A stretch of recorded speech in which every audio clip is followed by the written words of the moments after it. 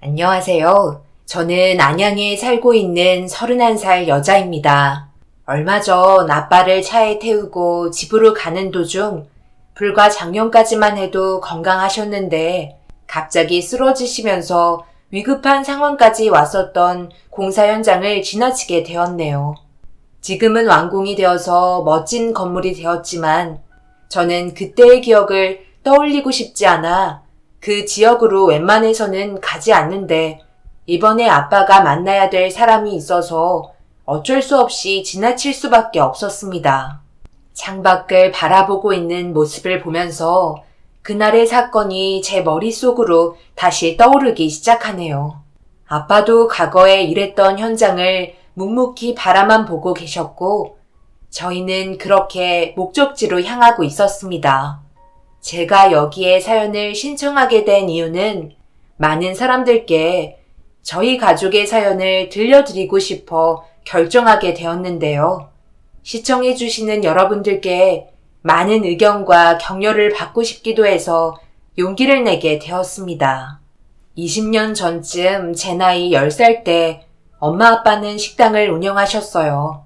동네에서 백반집을 하셨는데 그때의 기억으론 꽤 잘 되는 것 같았습니다. 식사 시간만 되면 식당은 손님들로 꽉 차 있었으니까요.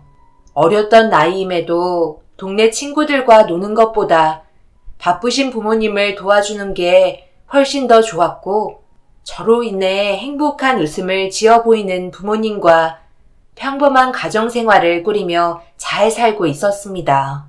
그런데 한방눈이 내리고 있던 겨울 어느 날 늦은 저녁 마무리하고 집으로 돌아가려고 준비하시는 부모님을 도와주던 그때 갑자기 저와 비슷한 또래가 식당 문을 열고 급하게 들어와 몸을 숨긴 채 거친 숨을 내쉬며 저희 가족과 눈을 마주치고 있었습니다.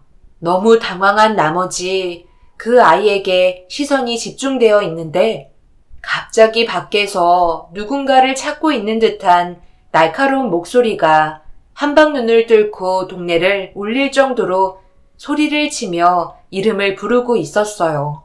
식탁 테이블 밑으로 몸을 숨긴 아이는 저희 가족에게 조용히 해달라는 손짓을 보이길래 아무렇지도 않은 척 행동하며 식당 문을 닫으려고 마저 뒷정리를 시작했습니다. 힐끗힐끗 그 아이를 쳐다보면서 몇 번 저와 눈이 마주쳤는데 많이 지쳐 보이고 힘이 들어 보였어요. 그런데 밖에서 소리를 지르고 있던 사람이 식당 문을 박차며 들어와 말을 붙였어요. 여기 사장 누구야? 내가 할 말이 있으니까 앞으로 좀 나와봐. 이봐, 지금 내 말 무시하는 거야? 분명 식당 문 앞에 오늘 장사 끝났다는 문구 붙여놨을 텐데요. 그리고 지금 시간이 몇 시인데 동네가 떠나갈 정도로 언성을 높이고 있습니까? 그쪽이 무슨 말을 하고 싶은지 모르겠지만 저희는 관심 없으니 당장 나가주세요. 뭐라고? 너 지금 내가 누군 줄 알고 무시하는 거야? 두 번 다시 여기에서 장사 안 하고 싶어? 깽판 한번 쳐줄까? 경찰 부르기 전에 조용히 나가시는 게 좋을 거요. 저와 나이대도 비슷한 것 같은데 그냥 조용히 넘어가시죠. 이 사람이 말로 해선 안 되겠구만. 경찰을 부르겠다고? 한번 불러봐. 경찰 오기 전에 장사 못할 정도로 만들어 놓을 테니까. 다짜고짜 들어와서 이게 무슨 행패요? 그쪽이 저희에게 용건이 있으면 정중히 요청하면 될 것을 지금 보인 행동이 잘 됐다고 생각하는 거요? 도대체 왜 이렇게까지 하는지 모르겠지만 우리 식당에서는 그쪽이 원하는 걸 얻지는 못할 것 같네요. 아빠와 언성을 높인 남자는 이성을 잃어버린 듯 화를 내며 난리를 치더니 식탁 테이블 위에 올려져 있던 식기류들을 전부 집어 던지기 시작했어요. 엄마와 저는 아빠 뒤로 몸을 숨기고 있는데 저와 눈이 마주친 그 아이 또한 많이 힘들어 보였습니다. 아마 저희 식당에 찾아온 사람은 식탁 밑에 몸을 숨긴 아이를 찾는 것 같았어요.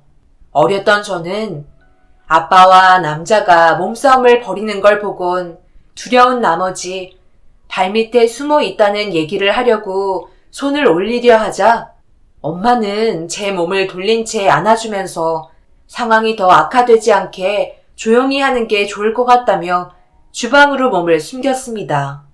결국 동네 사람들의 신고로 인해 경찰이 찾아오면서 상황은 종결됐지만 갑자기 저희 식당에 들어온 아이 때문에 많은 피해를 본 것 같아 기분이 좋진 않았었어요. 더군다나 경찰서로 연행된 그 남자는 나중에 꼭 다시 찾아오겠다며 경찰에게 붙잡힌 상태에서도 한참 동안 난리를 친 뒤에야 돌아갔습니다. 그제서야 주방에서 조심스럽게 나와 아수라장이 되어버린 식당을 정리하기 시작했어요. 엄마는 아무 말 없이 식기류들을 지웠고 아빠도 순간적인 몸싸움 때문인지 의자에 털썩 주저앉았습니다. 그리곤 고개를 숙여 상황이 해결됐으니 나와도 된다며 아이에게 손짓을 했어요. 주위를 살피면서 조심스럽게 나오더니 아빠에게 몇 번이나 감사하다는 인사를 건넨 뒤 식당을 빠져나와 또다시 어디론가 발걸음을 옮겼습니다. 너무 순식간에 사라져버린 터라 제대로 된 대화조차 하지 못한 채 늦은 저녁 한방눈이 내리는 식당 밖을 바라만 보고 있었네요. 엄마와 아빠는 그 아이가 걱정이 된다면서 대화를 주고받고 있었지만 저는 솔직히 2번 다시는 마주치지 않았으면 하는 바람이었어요. 어렸던 나이였지만 너무 무서웠고 부모님까지 위험에 처할 뻔했기 때문에 다시는 저희 식당에 들어오질 않길 바랬습니다. 엄마와 저는 식당 청소를 마저 하고 있었고 아빠는 그 아이가 눈에 밟혔는지 동네 한 바퀴 돌고 오겠다며 밖으로 나가셨어요. 그리고 한참 뒤 혼자 식당으로 들어온 아빠는 아이를 찾지 못했다면서 미처 끝내지 못한 정리를 마무리한 뒤 문을 닫고 집으로 돌아왔습니다. 그날 저 또한 너무 놀라서 쉽게 잠이 들지 않아 이리저리 뒤척이고 있는데 좀 전의 상황에 대해 부모님은 계속해서 대화를 주고받고 있는 것 같았어요. 그렇게 다음날 아빠는 경찰서로 찾아가 어떤 상황인지 설명을 해주려 나서는 것 같았고 엄마와 저는 식당으로 향했습니다. 한참 동안 아빠를 기다리며 엄마의 일손을 도와주고 있는데 점심시간이 지나고 잠시 숨을 돌리고 있던 그때 밖에서 누군가 계속 얼쩡거리길래 문을 열어 확인해보니 전날에 찾아왔던 아이가 저희 식당 앞을 배회하고 있더라고요. 고개를 돌려 엄마에게 이 사실을 알리니 허겁지겁 달려오셔서는 아이의 손을 잡고 식당 안으로 들어왔네요. 엄마는 아무런 말도 하지 않은 채 그 아이에게 먼저 맛있는 음식을 차려준 뒤 많이 허기져 보이는 배를 채워주었습니다. 그 사이 볼일을 마치신 아빠가 식당 문을 열며 들어오셨고 허겁지겁 밥을 먹고 있는 아이를 보며 아무렇지도 않은 척 주방으로 들어가 저녁 식사 준비를 하고 계셨습니다. 저는 뒤에서 그 모습을 바라보고 있었지만 앞서 말한 것처럼 반갑지는 않았어요. 언제 또 난리를 쳤던 남자가 저희 식당에 올지 몰라 두려웠거든요. 하지만 부모님은 그런 내색 전혀 안 하시고 오로지 그 아이한테만 집중하는 듯 보였어요. 그렇게 허겁지겁 배를 채운 아이는 감사하다는 말을 하면서 주머니에서 무언가를 주섬거리더니 아빠의 손에 쥐어주었고 손바닥에 펼쳐져 있던 건 얼마 되지 않는 동전 몇 개와 1,000원짜리 지폐 한 장이었습니다. 아빠는 괜찮다며 다시 돌려주려 하던 그때 전날에 찾아왔던 험악하게 생긴 남자가 식당 문을 박차며 들어왔는데 하필 그때 미처 나가지 못한 아이와 마주치게 되었고 충격적인 광경이 눈앞에 펼쳐지고 말았습니다. 뭐야? 너 여기에 있었냐? 내가 너 때문에 얼마나 고생했는지 알아? 감히 아빠 말을 무시하고 집을 나가? 오늘 단판 지으려 했는데 아주 잘 됐네. 내가 뭐라고 그랬지? 가만 안 둔다고 얘기했었지? 너희들 오늘 싹 다 조상 치를 줄 알아? 그쪽이 이 아이 아빠야? 내가 그동안 살면서 그쪽 같은 쓰레기는 처음 보네. 어떻게 자기 자식을 이런 추운 겨울날 내쫓을 수가 있는 거야? 그러고도 지금 큰 소리가 나와? 그리고 식당 식기류 깨진 것들 보상해야 되는 거 알지? 돈은 가져왔어? 구치소에서 썩고 싶지 않으면 그냥 나가지. 식기류 깨진 값 안 받을 테니까 이 아이 우리가 데리고 있겠소. 뭔가 상당히 착각하고 있는 것 같은데 내가 내쫓은 게 아니라 이 겨울날 자기 자식 버리고 나간 엄마 찾겠다고 뛰쳐나간 건데 왜 나를 이상한 사람 취급하는 거야? 그리고 그쪽이 뭔데? 내 자식을 데려가겠다는 건데? 딱 보니 그쪽 마누라가 왜 자식까지 버리고 집을 뛰쳐나갔는지 알 것 같네. 아주 성격이 개차반이구만. 결국 아빠와 남자는 몸싸움까지 벌이다가 식당으로 들어오는 손님들로 인해 상황이 더 안 좋아질 것 같아 저희 부모님은 뒤로 물러나셨고 남자는 그 틈을 타 아이와 함께 식당을 나갔습니다.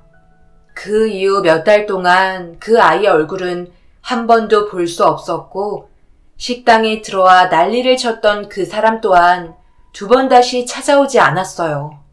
그렇게 그 아이와 잠시 스쳐 지나갔던 그때의 기억을 잊어버린 채 저희 가족은 정신없이 지내고 있었어요.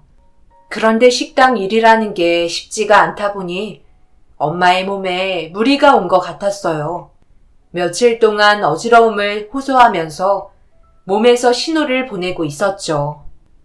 하지만 음식 장사가 해야 할 것도 많고 하루를 쉬면 그만큼 신선도가 많이 떨어지기 때문에 엄마는 손님들께 드려야 할 음식에 신경을 많이 쓰셨어요. 아빠는 병원에 가보는 게 좋을 것 같다고 했지만 오히려 장사를 일찍 마치고 집에 들어가 쉬는 걸 원하셨습니다. 아빠는 어쩔 수 없이 엄마의 의견을 따라 주었지만 시간이 지날수록 점점 안 좋아지는 엄마의 몸 상태에 걱정을 많이 하셨고 결국 불안을 가진 상태로 지내다가 점심 장사를 하던 도중 엄마가 쓰러지게 되면서 돌이킬 수 없는 상황을 겪어야만 했어요. 구급대원의 도움을 받아 급하게 병원으로 도착한 뒤 검사를 진행했는데 단순 과로가 아닌 위암 말기 판정을 받게 되었습니다. 아빠는 의사의 말을 듣자마자 오열을 하며 제발 살려달라고 했지만 의사는 고개만 떨군 채 아무 말도 하지 않았습니다. 10살밖에 안 된 제가 감당하기에는 너무 큰 아픔이었고 병실에 누워 계신 엄마의 모습을 보곤 너무 두려웠어요. 그렇게 엄마가 쓰러지고 난 뒤 단 1%의 기적이라도 저희 가족에게 오길 바라는 마음에 항암 치료를 진행하려 했는데 엄마는 진단 결과를 듣고 난 이후 항암 치료를 거부하셨어요. 병원에서 세상을 떠나는 것보다 오히려 주변 정리를 하고 싶어 하셨습니다.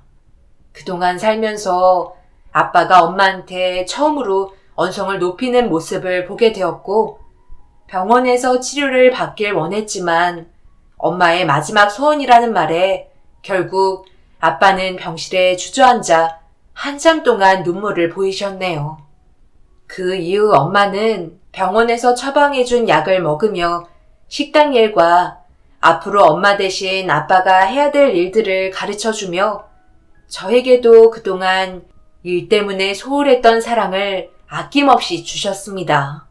그런데 식당 일을 아예 하지 못하고 의자에 앉아만 있어야 할 정도로 몸이 안 좋아진 상태까지 왔을 때 엄마의 품에 안겨 있었는데 늦은 저녁 아빠가 식당 문을 닫으려 정리를 하고 있던 도중 갑자기 누군가 고개를 떨군 채 식당 안으로 조심스럽게 들어와 인사를 건넸습니다.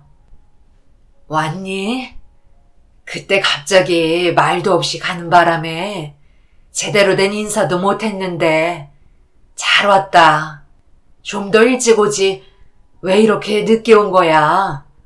아줌마가 요즘 몸이 안 좋아져서 이것저것 신경을 써주질 못하겠네. 그래도 오래간만에 왔으니 가기 전에 따뜻한 밥 한 끼 해줄 테니까 먹고 가렴. 그동안 별일 없었어? 도움이 필요할 때 언제든 찾아왔으면 좋겠다. 앉아서 잠시 기다리거라. 엄마는 그날 단 한 번도 의자에서 몸을 일으킨 적이 없었는데 몇 달 만에 찾아온 그 아이 때문에 힘겨운 몸을 이끌고 주방으로 들어가셨습니다. 아빠가 대신 차려주겠다 했지만 엄마는 본인이 직접 그 아이에게 차려주고 싶으셨는지 몸의 고통을 느끼면서도 웃음을 잃지 않으시며 그 아이에게 맛있는 한 끼를 준비해 주셨네요. 아무 말 없이 묵묵히 차려준 음식을 먹더니 갑자기 눈물을 흘리더라고요. 그리곤 처음 만났을 때와 몇 달 만에 찾아왔을 때 변함없이 잘해준 부분에 대해 감사하다며 찾아온 이유에 대해 알려주었네요. 아이의 아빠가 다른 지역으로 이사를 가게 되면서 2번 다시 올 수 없어 마지막으로 인사를 드리고 싶어 아이의 아빠가 술에 취해 자고 있는 틈을 타 식당으로 달려왔다는 설명을 해주었습니다. 그렇게 그날 이후 그 아이와는 작별을 하게 되었고 얼마 지나지 않아 엄마의 몸 상태도 급격하게 안 좋아지더니 끝내 이 세상과 작별을 하게 되셨네요. 장례를 치르고 괴로워하는 아빠의 모습을 보며 저 또한 많은 눈물을 흘렸던 것 같아요. 엄마는 눈을 감기 전 아빠에게 결혼 생활하는 동안 우리는 괜찮은 부부였던 것 같다며 함께하는 시간, 웃는 날이 많았고 행복했었다는 마지막 말이 지금도 잊혀지지 않습니다. 그 이후 식당을 정리하고 아빠는 건설 현장을 다니며 근무를 하셨습니다. 대부분의 음식을 만드는 건 엄마가 했기 때문에 운영을 하기에는 무리가 있었어요. 저도 좀 더 공부에 열중하면서 학창 시절을 보내며 좋은 직업을 가지기 위해 많은 노력을 기울였습니다. 그렇게 엄마가 없는 삶을 살면서 아빠와 제가 각자 다르게 느끼고 있는 외로움과 슬픔을 마음 한편에 묻어둔 채 앞만 보며 달려오다 보니 저는 어느새 성인이 되었고 아빠는 검은 머리보다 흰 머리가 대부분 차지할 정도로 저희도 많은 변화가 생겼습니다. 생각보다 좋은 직장을 다니지는 못했지만 그래도 먹고 사는데 지장이 없을 정도로 꽤 괜찮은 곳에 취직까지 하면서 남들처럼 평범한 삶을 보내오고 있었어요. 그런데 건설 현장이라는 게 몸을 쓰는 직업이라 그동안 쉼없이 달려오면서 사용했던 몸이 하나둘 문제가 생기기 시작했어요. 제일 심각했던 건 무릎의 연골이 거의 다 닳아버려서 제대로 걷기가 힘이 들 정도로 심각했었죠. 제가 벌고 있으니 이제 그만해도 될 것 같다며 수도 없이 아빠를 설득하려 했지만 시간이 많이 지났음에도 엄마를 많이 그리워하고 계셨는지 집에 혼자 있게 되는 시간을 두려워하셨습니다. 혼자 있게 되면서 느껴지는 외로움을 버텨내는 게 힘드신 것 같았어요. 그래서 어쩔 수 없이 다리를 쩔뚝거리시며 건설 현장으로 나가시는 아빠의 뒷모습을 그냥 지켜볼 수밖에 없었네요. 다른 일자리나 사업에 대해서도 많은 대화를 나눴지만 아빠를 설득시키는 건 쉽지 않았어요. 그래도 정말 다행이었던 건 회사에서 무리한 작업은 제외하고 신호수를 담당하게 된 것 같아 한시름 마음이 놓였지만 그래도 불안한 건 여전했었죠. 그런데 그런 모습을 안 잊고께 생각하고 있던 사람이 있는지 현장에서 근무하는 데 있어 또 다른 어려움이 찾아온 것 같았습니다. 그 사람 이번에 이쪽 현장 처음 왔다면서? 그런데 일을 시키는 입장에서 말을 그런 식으로 했다고? 정말 너무한 거 아니야? 그 소장, 원래 입소문이 안 좋은 것 같더라고. 분위기 좋은 현장도 왔다 가면 그만두는 사람이 허다하다고 그러대.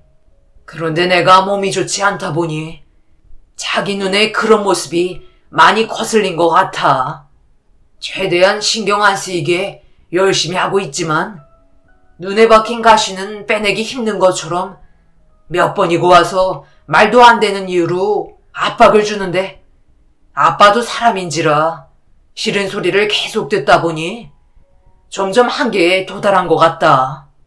무릎도 안 좋고 하는 것도 없으면서 남들보다 더 많은 일당을 가져간다며 매일 못 살게 구는데 참 곤란하네.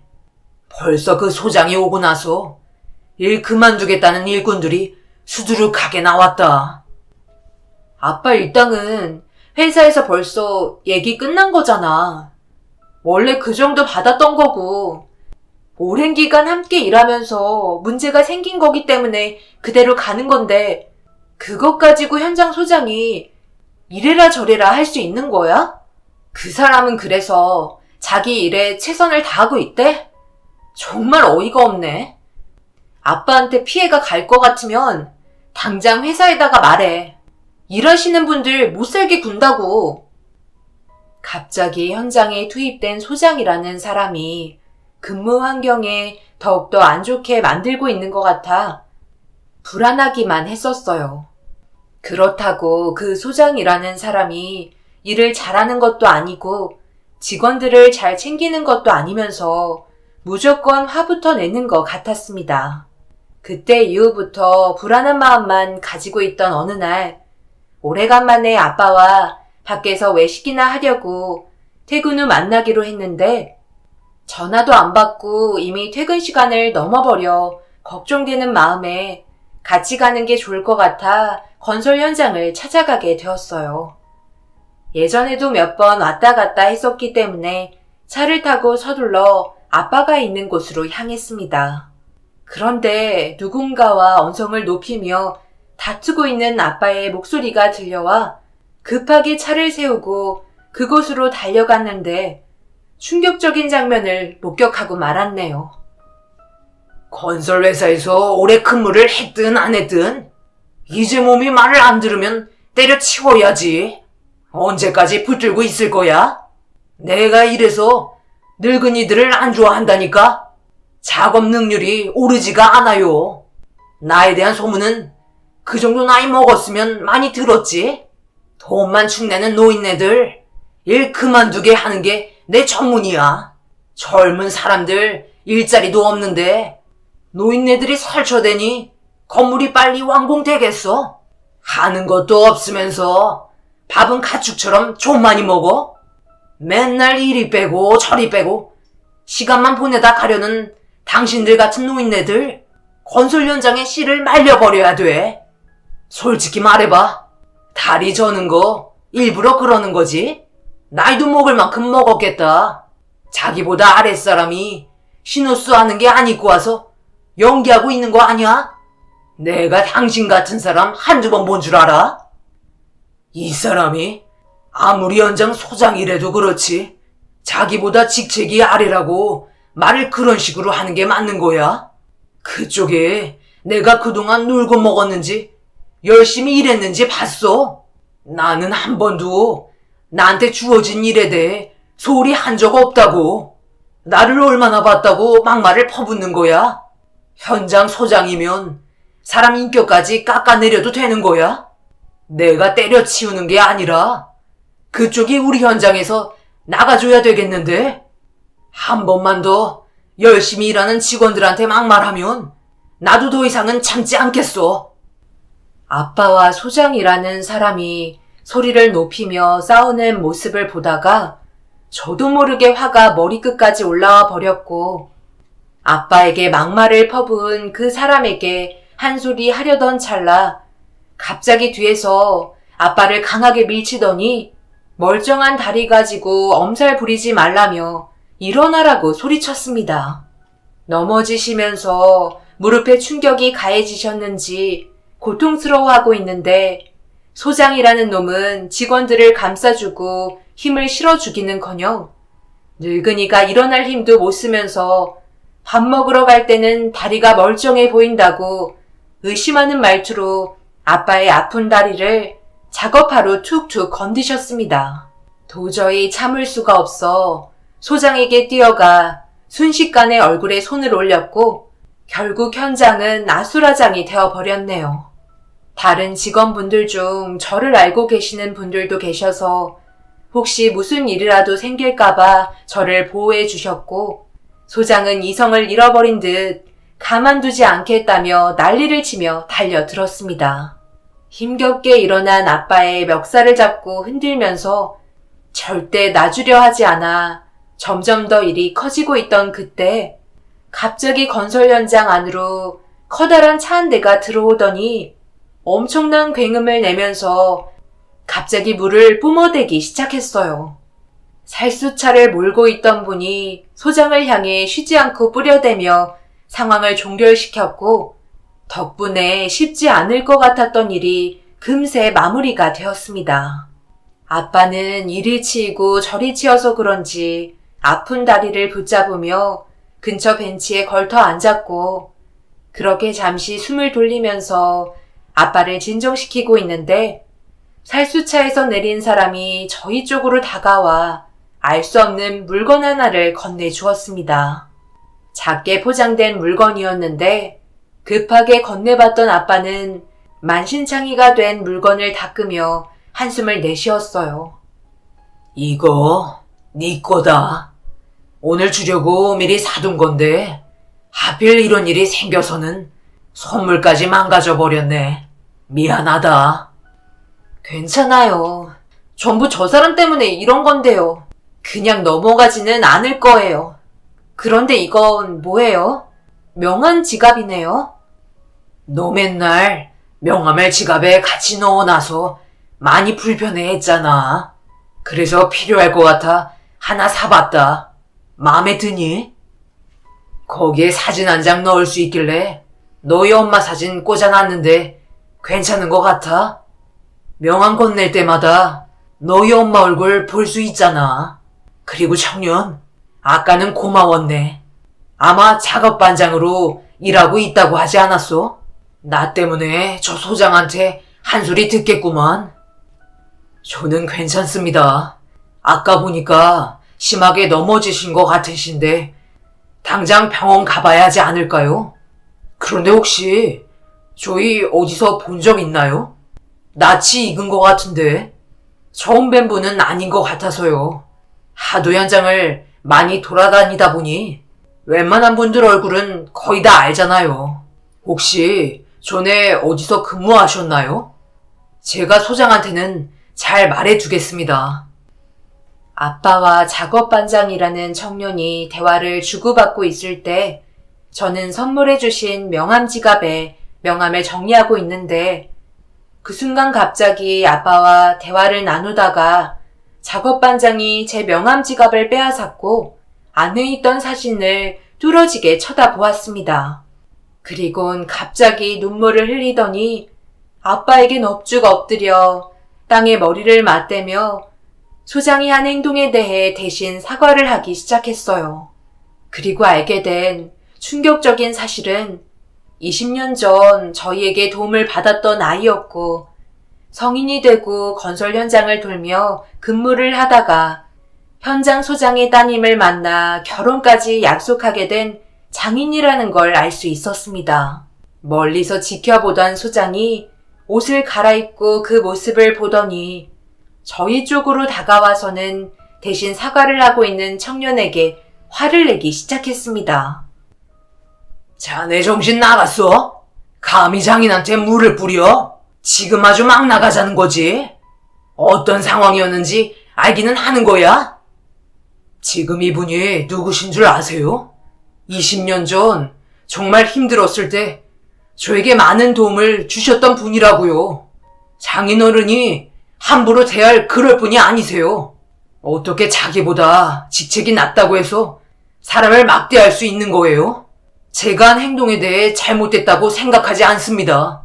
그리고 이 정도일 줄 몰랐는데 정말 실망이네요. 결혼은 없던 일로 하는 게 좋겠습니다. 당장 이분께 사과하세요. 손이 발이 되도록 장인이 한 행동에 대해 용서를 빌라고요. 충격적이게도 소장과 20년 전 스쳐 지나갔던 아이는 서로 사위와 예비 장인의 관계였고, 이 일이 있고 난 이후 소장은 말문이 막혔는지 그 청년에게 아무런 대답도 하지 못했습니다.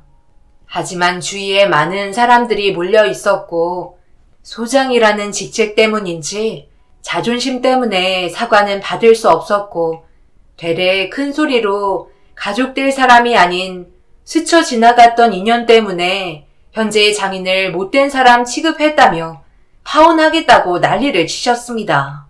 청년은 더 이상 대화할 필요를 느끼지 못했는지 아빠를 부축해서 병원으로 함께 옮겨줬어요. 진단 결과 인공관절 수술을 해야 된다는 판정이 내려졌고, 그렇게 아빠는 입원을 해야만 했습니다. 병실에 있는 동안 그때 이후 어떻게 살아왔는지 많은 대화를 주고받았어요. 식당에서 난리를 쳤던 아버지라는 분은 과음으로 인한 교통사고로 세상을 떠나셨다는 안타까운 소식을 들을 수 있었지만, 또 다른 좋은 소식은 잠시 헤어졌던 어머니를 만나 지금까지 함께 잘 살고 있다는 말을 들을 수 있었네요. 한참 동안 과거의 기억을 떠올리며 대화 도중 전화가 왔는지 밖에서 긴 시간 통화를 한 뒤에야 병실로 들어오는데, 갑자기 소장이 찾아와서는 아빠에게 눈물을 흘리며 용서를 빌기 시작했어요. 너무 당황스러워 왜 그런지 몰라 멍하니 바라만 보고 있던 그때 어떤 여자가 병실로 들어와 청년에게 결혼만큼은 깨지 말아달라며 애원하고 있었습니다. 둘은 결혼할 사이 같았지만 소장의 잘못된 행동으로 인해 문제가 커지면서 소장에게 압박이 가해진 것 같았어요. 따님이 병실에서 눈물을 쏟아내며 결혼하지 않으면 더 이상 살아갈 수 없다고 강력하게 나오자 소장은 어떠한 대가라도 치를 테니 용서해달라고 손이 발이 되도록 빌고 또 빌었습니다. 자신의 잘못에 대해 진심으로 사과하는 게 보이는 것 같았는지 아빠는 용서하겠다는 말을 꺼냈지만 이미 그 청년의 마음은 되돌릴 수 없는 것 같았어요. 더 이상 병실에 있는 저희 가족에게 피해를 주고 싶지 않았는지 청년은 앞으로 나오게 될 병원비 전부 다 해결해주면 생각해 보겠다면서 소장과 따님을 데리고 병원을 빠져나갔습니다. 그렇게 아빠는 수술을 진행하게 되었고 발생되는 수술비는 전부 소장이 해결하게 되었습니다. 청년이 없었다면 수술비까지 받아내는 것도 쉽지 않았을 텐데 그래도 모든 게 좋게 해결이 돼서 안심이 되었어요. 하지만 청년의 마음은 쉽게 돌아오지 않았는지 결국 파혼을 결정하면서 소장의 집안은 풍비박산이 나고 말았습니다. 알고 보니 소장의 따님이 건설 현장에 격리로 있는데 수도 없이 청년을 따라다녔다는 걸 알 수 있었어요. 그래서 조금씩 마음이 열려 결혼까지 할 수 있었지만 결국 소장의 인성 바닥인 행동들로 인해 따님의 결혼까지 막게 되면서 그 집안은 무너지고 말았습니다. 지금도 따님은 소장과 인연을 끊고 정신과 치료까지 받고 있다는 소식을 들을 수 있었지만 더 큰 문제는 소장이 이런 상황들 때문에 그동안 자신의 행동에 대해 한탄을 하며 만취가 될 정도로 술을 마시다가 저수지에 빠지면서 구조가 되었지만 심정지로 인한 장애를 입게 되어 반신불수가 되었다고 하네요. 한순간의 잘못된 행동이 평화롭게 만들어갈 수 있는 가정 환경까지 전부 무너지게 만든 참담한 결과를 보게 되었습니다. 아마 평생을 그때 저희 아빠에게 한 행동에 대해 잘못을 뉘우치고 있겠죠. 그리고 아빠는 수술 이후 집에서 요양하며 회복을 하고 계신 상태입니다. 앞서 말씀드렸듯이 아빠가 만나야 될 사람이 있다고 했는데 어떻게 하다 보니 그 사람은 20년 전 저희와 인연을 만들게 되었던 사람이 지금은 예비 신랑으로 얼마 전 상견례까지 마쳤습니다. 신랑의 어머님을 보니 너무 밝고 행복해 보이셨어요. 그리고 어려웠을 당시 자기가 잘못했던 판단에 대해 뉘우치며 도와줬던 그때의 일들을 고마워하셨습니다. 세상을 먼저 떠난 엄마도 함께 이 자리에 있었다면 너무 행복했을 것 같아요. 이렇게 될 거라곤 전혀 생각 못했지만 사람 인연 정말 한 치 앞도 모르는 것 같네요. 앞으로 행복만 가득했으면 좋겠습니다. 여러분들께서 저희 가족에게 아낌없는 위로와 격려를 해주시면 앞으로 살아가는 데 있어 많은 도움이 될 것 같아요. 제 사연 들어주신 분들, 저 또한 여러분들이 언제나 행복할 수 있게 뒤에서 응원하겠습니다. 감사합니다.